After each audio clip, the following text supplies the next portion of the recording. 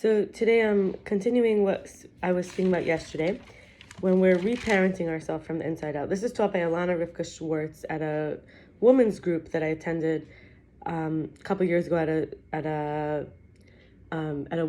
space called Chevra Ahavas Yisrael.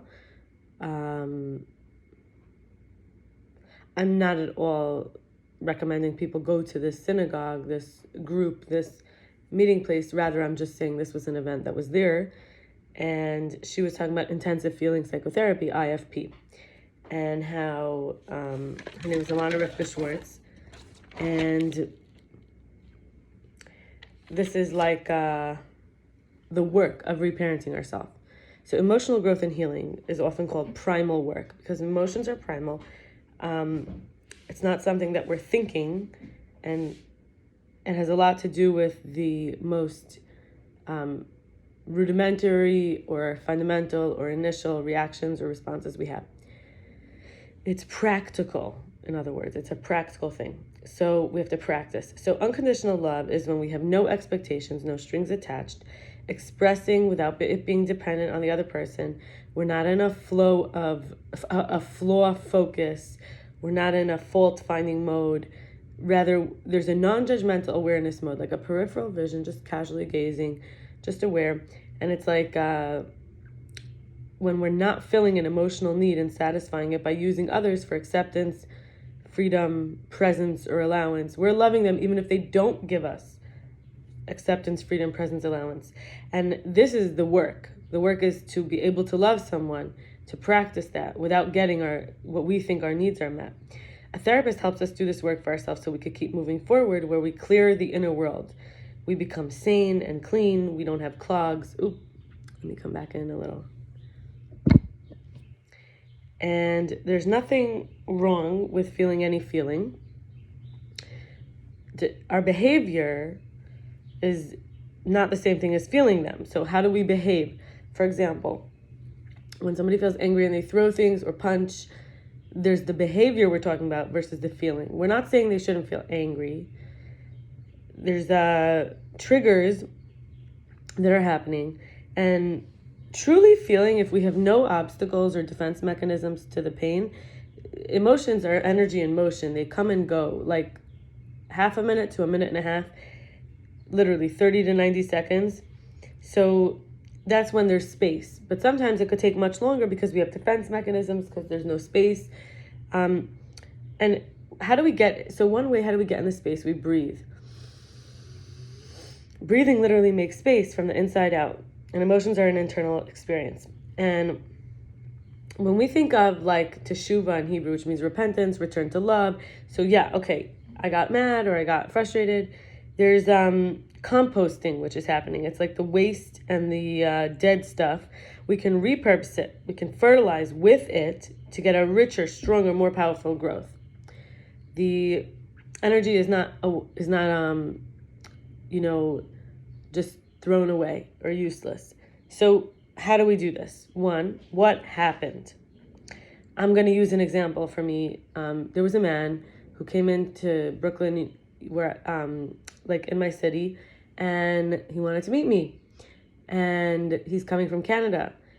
I told him my work schedule, and the night before I tried to arrange what time. Never answered me till my work schedule was already ongoing. Started calling a friend of mine who he got my number from. He got my name from her husband, and altogether being pushy.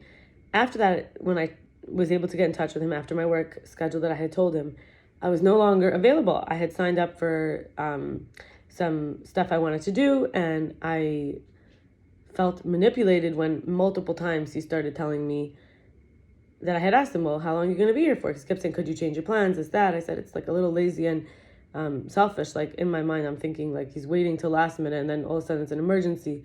And he's also he's 15 years older than me. And, there was a few little flags. I don't know if they're red flags. They're definitely not green flags. But there were some strange things from the get-go. So I wasn't so open. And I explained to him, I'm not in a position right now. I'm sort of on an inner healing journey. And the truth is, I really need to test waters because I need to make sure that somebody's going to be, why do I need to make sure? So the work is what happened. I feel like I don't want to get involved with someone who is not able to relate. So I don't want one-way relationship. I don't want to like have a teenage boy level of emotional maturity. I want someone who understands, has patience, is sensitive, thoughtful, who can balance my needs with his needs the way that I will. That's what makes a relationship. So I felt that this person was extremely disrespectful. I had told them last night, I'm not available. He said, well, when are you available to me? And they kept asking. And I shared with them my day. I was very tired. I'm a little discouraged. The plane tickets for, I was going to volunteer in Israel. The tickets are so expensive. And this and that and something to do with my job. And totally ignored me and said, so when are we meeting? This, that. And I'm thinking, this is not someone I want to spend time with. I feel dismissed. I feel invalidated. Nothing I said mattered. I brought it up, totally ignored me, said, no, I'm addressing your concern. You asked me how long I'm going to be here for. I'm saying, because I thought that you were someone I might want to meet, but now I don't want to meet you. And this person didn't get through his head. He started saying, oh, I just have the disability and the texting. And I started getting much shorter. I got angrier. I felt, really disrespected. And as it was going on, I felt he's making excuses. He's trying to manipulate me. I really didn't like it. I lashed out. I said mean things. Okay. What am I feeling right now? General or specific? And these could be anything from happy or angry, guilty, lonely, scared, sad. Specific could be specific, like, okay, someone's feeling angry, but could they feel unseen, ignored, despised, reduced, respected? Or is it like someone's feeling happy because they feel respected specifically? So I felt dismissed. I felt like I didn't matter. And I felt like I was being cornered, like my back against the wall by someone. And I felt weary, like, I don't want to get involved in this. So, 3, what does this remind me of? Or with who and when is the earliest time that I might have felt this? My father. My father was more lazy and selfish in terms of not being willing to grow or to hear the other person. And he would ignore you, or he didn't care. Not you, me. 4, express from that place directly. Doesn't mean or need to be in real life. Like, I don't need to lash out at the man as if he's my father or at my father to the other person. In fact, usually shouldn't give the raw emotions to anyone. And once it's processed, we'll feel more release. And then we also know when enough is enough and it's time to stop. And when it's possible, we could continue. So in other words, we take breaks when we're ready to engage, but not from the place of the raw emotion. Having felt the raw emotion on our own journey and then being able to relate to another. So I did that already, but I'm going to share now. And it brings up these feelings of worthlessness and shame. Am I not worth being heard? Does what I say not matter? Is someone else trying to use me? I don't want to always do all the work because you don't want to do the work.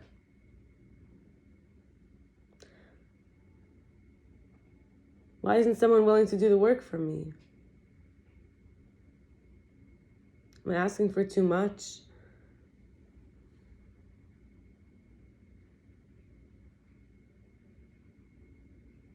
I don't have good feelings, and yet I used to stay talking to someone who didn't give me good feelings, and it was horrible. I didn't know how to get out of it. I felt responsible.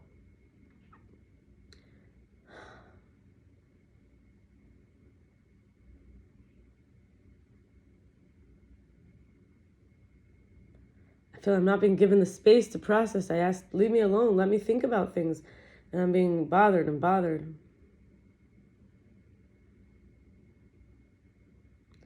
This person doesn't respect my feelings or emotions. So once we're in this place where we can recognize, okay, the pattern is not respecting feelings. And so my father didn't respect feelings, probably not his own. This man doesn't respect feelings. This is someone who is not going to be a life partner for me. Address the need and give love there. I was hoping that this person would not just accept me, but love me and give me good feelings. I thought maybe I'd have a good companion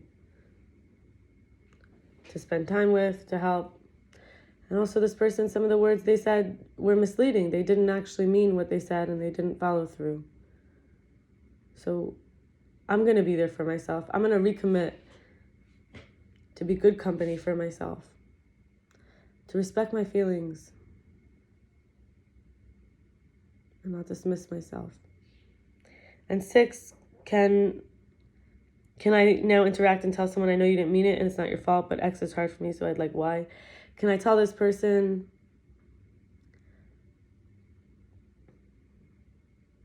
I know you didn't mean to disrespect my feelings and ignore me, what mattered to me, and it's not your fault, but it's very hard for me to feel like just dismissed, unimportant.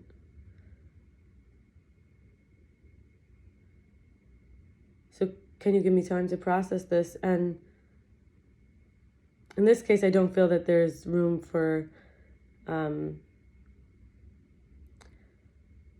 working it out with this person. But if there was, I would ask in the future, instead of just being one-track mind with your desire, could you pause and hear me also and hear what I need? And then after that, say what you need, rather than keep saying, I want to meet you, rather than listening to everything I'm saying. Maybe this person thought they're being kind by telling me, I want to meet you. I want to talk about everything, but can you please be very clear with a lot of details? I'd have to be able to ask for that from the right person. When we do our inner parent dialoguing, this is how we deal with the intensive feelings. Now, when we do the inner parent dialoguing, could say, I feel angry at you, blaming others instead of just getting help and losing opportunities that could have established an empire by now. In other words, we practice now to myself. I feel angry at you for blaming others instead of just getting help and then you lost opportunities that you could have established an empire. I forgive you for stuffing your feelings down and being too rough as a taskmaster and displeased with me, always at the hardest moments. I love you even though these are prompts. So the inner parent dialoguing, first you practice with these 4 prompts. I feel angry at you for, I forgive you for, I love you even though, and I want to tell you. Okay, I love you even though you're like my mother and father and have so much pride and defensive and resist your creativity. And I want to tell you what you need to hear, that you're not supposed to suffer, feel guilty, or be alone with too much responsibility. There's no mistake or miscalculation that's unfixable. You don't have to have all the answers. I love watching you learn and grow. And I'm so impressed by how you show up with courage when it's new, because you didn't get encouragement or know how to problem solve when being frightened or shamed. And you don't have to be a sacrifice for anyone else, because you're too precious to be lost. And you make them lose their own preciousness when you use your energy to destroy yourself, present and future. I'm going to say that again. You don't have to be a sacrifice for anyone else, because you're too precious to be lost.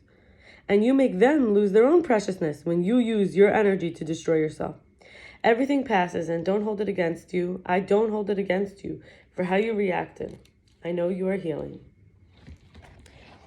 And we'll leave it there, and wishing everybody light and healing. In other words, all the resources necessary for wholeness and for releasing and getting clear, insight and awareness. Happy Rosh Chodesh. Happy new month. Happy new moon.